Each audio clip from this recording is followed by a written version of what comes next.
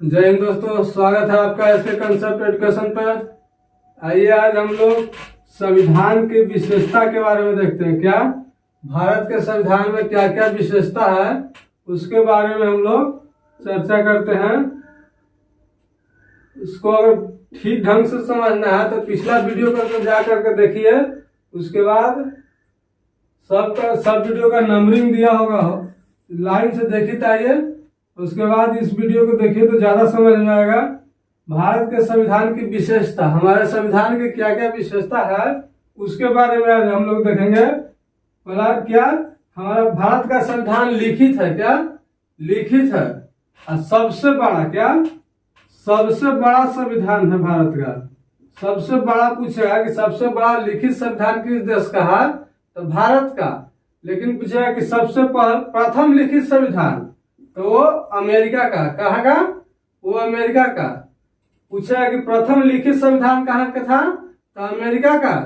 लेकिन सबसे बड़ा लिखित संविधान, सबसे बड़ा लिखित संविधान पूछेगा तो वो भारत का। और इंग्लैंड का कैसा है? अलिखित। इंग्लैंड के पूछा कि इंग्लैंड का संविधान कैसा है, तो वो वहाँ अलिखित है, मौखिक रूप से संविधान चल रहा है। जिसे जो राष्ट्रपति कहेंगे वही होगा, जो प्रधानमंत्री का। इंग्लैंड का जो है वहां का शासन चलता है क्या? अलिखित। वहां लिखा हुआ नहीं है कुछ, क्या जैसे आर्टिकल हो गया, भाग हुआ। हमारा संविधान हमारा संविधान लिखित है। लिखित में भी दुनिया का सबसे बड़ा संविधान है। और क्या भारत में एकल नागरिकता है। अगर आप यहाँ से जा करके अमेरिका पर जाते हैं और वहां का नागरिकता ले लेते हैं, तो यहाँ का नागरिकता आपको स्वतः समाप्त हो जाएगा, मतलब स्वतः खत्म हो जाएगा। जैसे ही अमेरिका का, चाहे किसी देश का, दूसरा देश का, जैसे ही दूसरा देश का आप लिए नागरिकता, कि भारत से नागरिकता आपका खत्म। और भारत का संविधान लिखा हुआ है कि धर्म निरपेक्ष, पंथ निरपेक्ष। भारत का कोई अपना धर्म नहीं होगा। क्या धर्म नहीं होगा? यहाँ सभी जाति, धर्म, मजहब के लोग रह सकते हैं भारत में। भारत धर्म निरपेक्ष राज्य है। क्या धर्म निरपेक्ष राज्य है। भारत का संविधान यह एकीकृत न्यायालय है। भारत का संविधान जो है, भारत जो है, यहाँ एकीकृत न्यायालय चलता है। एकीकृत में, जैसे एकीकृत में क्या हो गया, जो सबसे ऊपर सर्वोच्च, क्या सर्वोच्च न्यायालय होता है। क्या न्यायालय को 3 भाग में बांटा गया। क्या 3 भाग? जैसे एक सर्वोच्च न्यायालय रख करके पूरा भारत को चलाना तो संभव नहीं था, तो 3 गो राज्य हाई कोर्ट, और जो सर्वोच्च होता है वो सर्वोच्च सुप्रीम कोर्ट होता है। और एक डिस्ट्रिक्ट में, प्रत्येक डिस्ट्रिक्ट भाई एक डिस्ट्रिक्ट कोर्ट बनाया गया है। तो सबसे नीचे डिस्ट्रिक्ट कोर्ट, उसके बाद हाई कोर्ट, उसके बाद सबसे ऊपर सुप्रीम कोर्ट। अगर यहाँ से मामला न सुलझा तो हाई कोर्ट से मामला न सुलझा तो सुप्रीम कोर्ट। क्या सुप्रीम कोर्ट। भारत का संविधान लचीला और कठोर दोनों है। लचीला कठोर क्या होता है? लचीला के माने कि जब आप चाहेंगे, जब संविधान के संशोधन नहीं कर सकते हैं। क्या संशोधन नहीं कर सकते, ऐसे जो मन करेगा जो उसको में जोड़ नहीं सकते हैं। तो ये हो गया ये हो गया कठोर। और लचीला क्या होता है? लचीला हो गया क्या कि जब हमको जरूरत पड़ा, कोई ऐसा काम है, कोई ऐसा चीज जो जोड़ना है संविधान में, तो उसको जोड़ भी सकते हैं। क्या जोड़ भी सकते हैं? जैसे संविधान संशोधन दिया है ना, संविधान संशोधन, तो वही संविधान संशोधन कर सकते हैं, तो वो हो गया लचीला। और जब मान चलिए संविधान को नहीं जो कोई ऐसा हर एक मुद्दा आप सोच रहे हैं कि जोड़ दें हम संविधान में, तो ऐसा नहीं होगा। यानी भारत का संविधान लचीला एवं कठोर दोनों है। पूछता है, क्वेश्चन आता है कि भारत का संविधान कैसा है, लचीला कठोर कि लचीला एवं कठोर दोनों?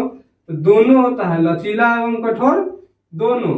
लेकिन अमेरिका का संविधान जो है प्योर कठोर है। क्या कठोर है? वहां का संविधान अगर क्वेश्चन पूछेगा कि अमेरिका का संविधान कैसा है, तो कठोर। इंग्लैंड के जो है एकदम लचीला। क्या लचीला।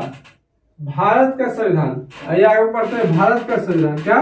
भारत का संविधान संगठनात्मक के साथ एकानात्मक है। क्या? एकानात्मकता है। संगठनात्मक और एकानात्मक क्या होता है, इसके बारे में चर्चा कर लेते हैं हम लोग। देखिए, संगठनात्मक में होता है कि दो गो सरकार होना चाहिए। क्या?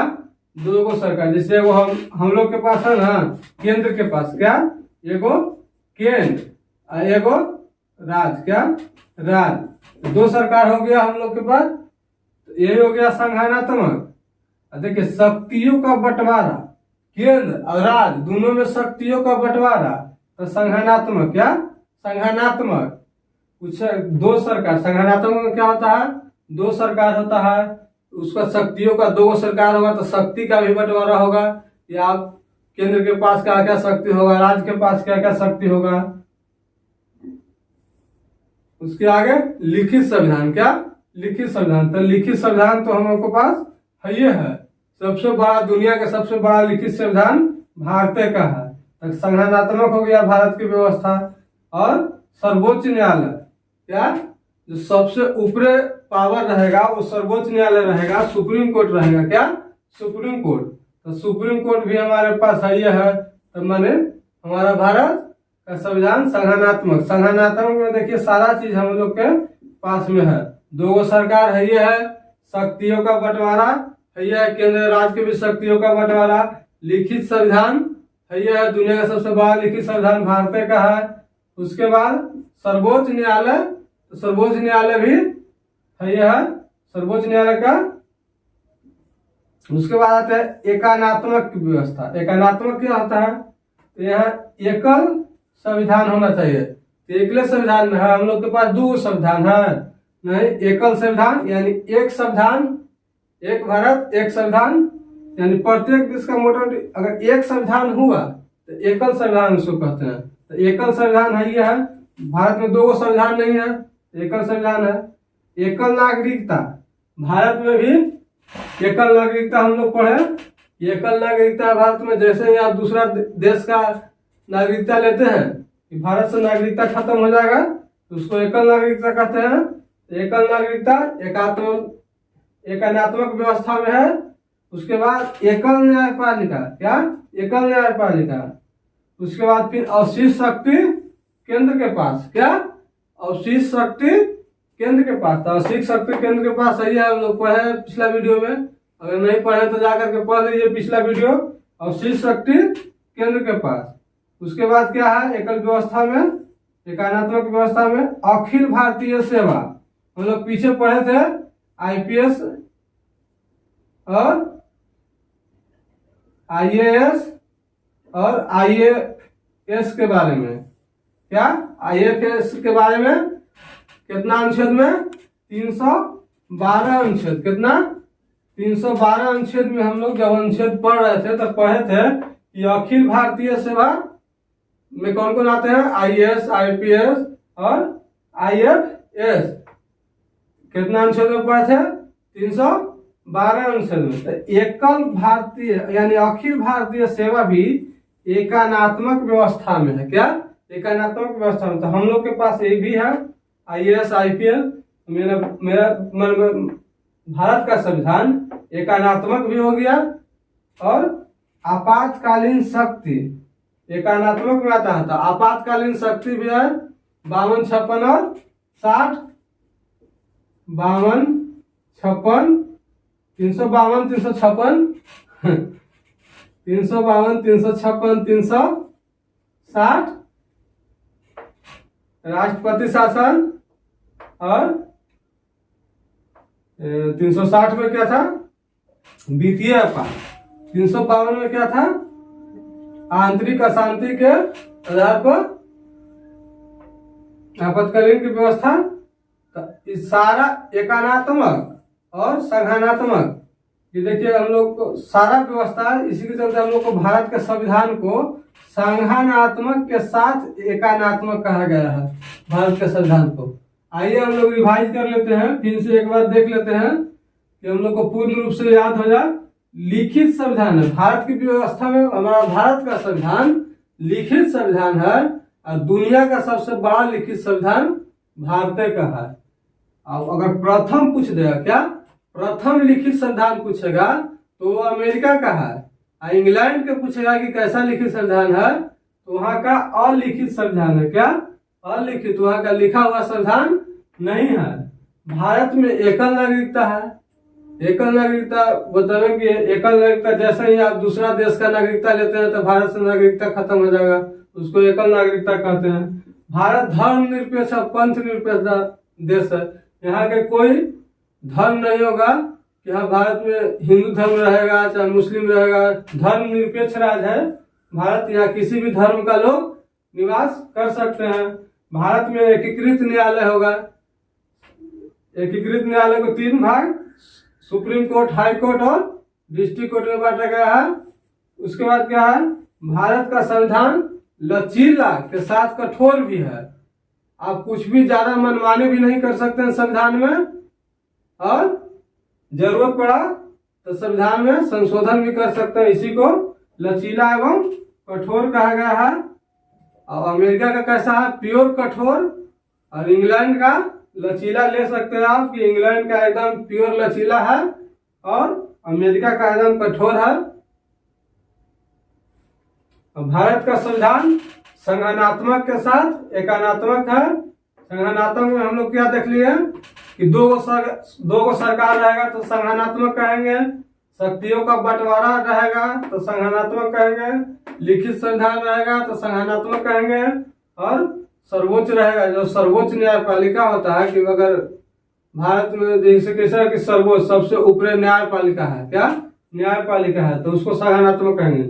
ये सारा व्यवस्था हम लोग के पास है। मेरा भारत का संविधान संगठनात्मक है। दूसरा आता है एकानात्मक। एकानात्मक में हो जाता है एकल नागरिकता। एकल नागरिकता, एकल नागरिकता हम लोग पढ़े ले कि जब दूसरा देश की नागरिकता लीजिएगा तो भारत के खत्म हो जाएगा।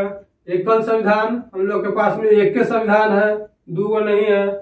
और एकल न्यायपालिका, एकल न्यायपालिका तो सुप्रीम कोर्ट, हाई कोर्ट और डिस्ट्रिक्ट कोर्ट में बटा हुआ है। और शीर्ष शक्ति केंद्र के पास, क्या कुछ विशेष शक्ति केंद्र के पास होता है कि हमको राज्य को कैसे चलाएंगे, तो वो भी हमारे पास है।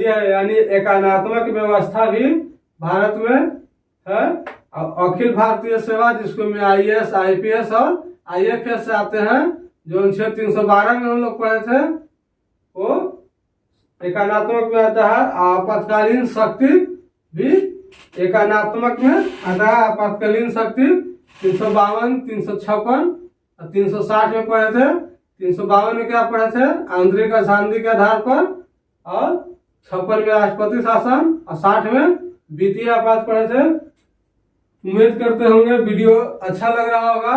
अगर वीडियो अच्छा लग रहा होगा तो चैनल को सब्सक्राइब, लाइक एंड शेयर करें, और चैनल को आगे बढ़ाने में सपोर्ट करें। चैनल को सब्सक्राइब जरूर कर लें और बेल आइकन का घंटी भी दबा लीजिए। धन्यवाद।